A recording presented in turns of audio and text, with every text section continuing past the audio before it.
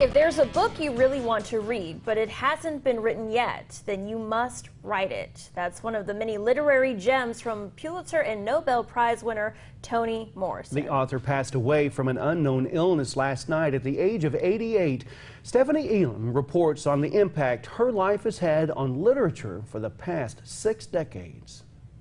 Toni Morrison, one of the world's most celebrated writers. The point of writing is to take what's common and estrange it, make it new again, and to take what's strange and familiarize it.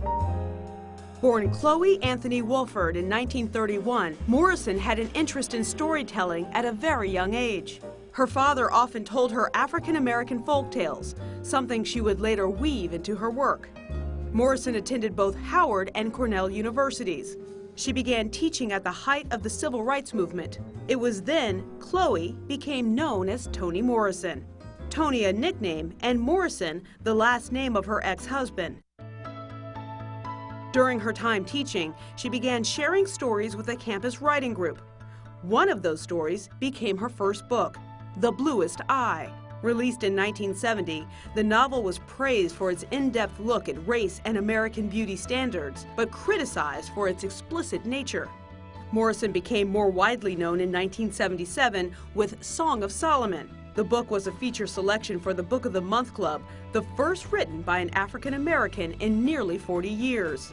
Morrison became known for characters who challenged views on race and gender. I don't describe any of my characters. I mean, a little bit, you know, this tall, short man, woman, but nobody knows what they look like. And the reason is deliberate, because I want you to do that. No novel had greater impact than Beloved. Loosely based on a true story of a runaway slave, the book won the Pulitzer Prize in 1988. A decade later, Oprah Winfrey took the story to the silver screen, but the film tanked at the box office. Morrison's prolific storytelling was acknowledged internationally. In 1993, she became the first black woman to win the Nobel Prize in Literature. The same year, she nearly lost it all in a fire on Christmas Day. Only a portion of her manuscript survived. But tragedy struck again Christmas of 2010. Her son Slade died of pancreatic cancer. The death weighed heavily on Morrison, and she didn't write a sentence for months.